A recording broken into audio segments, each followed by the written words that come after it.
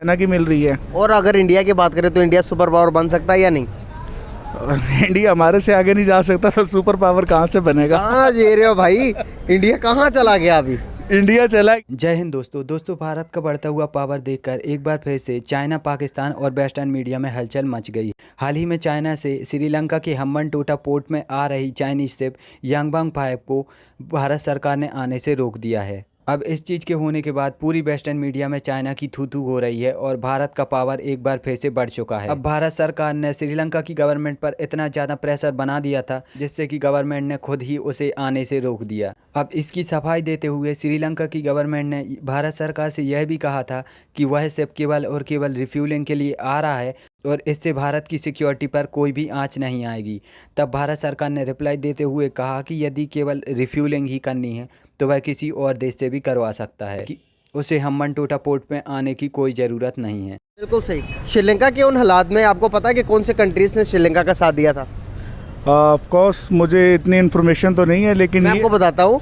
उन श्रीलंका के जब हालात ख़राब थे, श्रीलंका के बहुत ज़्यादा हालात ख़राब हुए, तो सबसे पहले इंडिया ने श्रीलंका को भेजे मेडिसिन, उसके बाद भेजे गंदम, उसके बाद भेजा पेट्रोल, उसके बाद भेजा तकरीबन 4 to 5 बिलियन डॉलर्स भेजे ताकि वो इकोनॉमिकल क्राइसिस के अंदर थोड़ा सर्वाइव कर सके।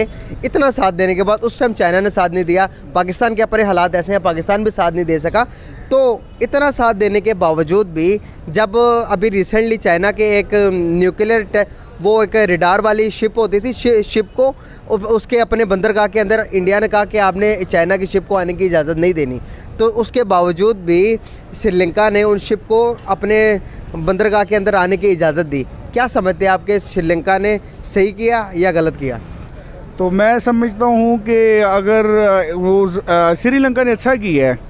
देखिए, अगर उन्होंने उनकी हेल्प नहीं की, इस वजह से शायद उनके अंदर एक अच्छा मैसेज उधर चाइना की तरफ भी एक अच्छा मैसेज आ सकता है कि देखें उनके इतने बुरे हालात थे, लेकिन उसके बावजूद इंडिया ने मना किया ना कि भाई आपने अपना वो जो सा उसका शिप है, आपने अपने बंदरगाह के अंदर आने की इजाज़त नहीं देनी। तो जब एक मुल्क इतना मदद कर रहा है, चाइना ने मदद ही नहीं की किसी किस्म की भी, तो फिर उसके शिप को आने देने की क्या बड़ी वजूहत लगती है आपको? देखें, अब बात ये है कि उन्होंने कोई ख़रीद तो नहीं लिया ना उनको। हेल्प करने की बात है और इंसानियत के नाते भी आप कोई मुश्किल वक्त में होते हो, मैं आपकी बहुत, या आप मेरी बहुत ज़्यादा हेल्प करते हो। आप एक उम्मीद रखकर मुझे कहोगे ना कि मुजम्मिल भाई ये काम ना करना, इसमें खतरा, मुझे खतरा, मेरी जान को खतरा, आप क्या करोगे? मेरी आपको मदद करने के बाद भी आपके एहसान को मैं फरामोश कर दूंगा? नहीं, एहसान फरामोश की बात नहीं है। देखें, जब आसान होगा तो इंशाल्लाह श्रीलंका, देखें हमारी दुआएं श्रीलंका के साथ हैं, श्रीलंका के साथ हमारे बड़े अच्छे रिलेशन हैं।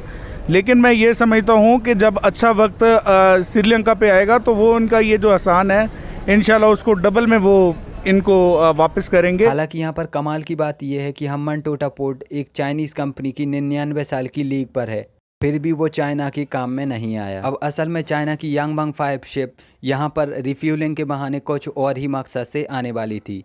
यांगबांग 5 चाइना की नेवी की एक बहुत ही एडवांस शिप है और इसमें बहुत ही खतरनाक और विशाल रडार लगे हुए हैं जो अपने से तकरीबन 700 से 750 किलोमीटर तक की दूरी की चीज़ों को डिटेक्ट कर सकते हैं। और यांगबांग 5 हम्बनटोटा एयरपोर्ट से भारत के अंदर क्या क्या गतिविधियां हो रही हैं इस चीज़ों को डिटेक्ट करके और भारत का सारा डेटा ले जाकर चाइनीज़ गवर्नमेंट को दे देता। चाइना की मिल रही है। और अगर इंडिया की बात करें तो इंडिया सुपर पावर बन सकता है या नहीं? इंडिया हमारे से आगे नहीं जा सकता तो सुपर पावर कहाँ से बनेगा? कहाँ जी रहे हो भाई, इंडिया कहाँ चला गया अभी? इंडिया चला गया है, लेकिन आप ये देखें ना, न्यूक्लियर की तरफ अगर आप चले जाएं तो पाकिस्तान, वेपन के हिसाब से देखें तो पाकिस्तान वेपन्स की बात ही नहीं करते। हालांकि इससे भारत सरकार को भी काफ़ी फ़ायदा हो सकता था यदि भारत सरकार उसे यहाँ पर आने देती तो इसरो उसे डिटेक्ट कर लेती और पता कर लेती कि वो किस प्रकार की रेडियो फ्रिक्वेंसी छोड़ता है, जिससे कि वो युद्ध के समय हमारे देश में काम में आती। हालांकि यहाँ पर हमारा छोटा सा ही फ़ायदा था, बल्कि चाइना का एक बहुत ही बड़ा फ़ायदा होने वाला था, इसलिए भारत सरकार ने उसे वहाँ पर आने से रोक दिया।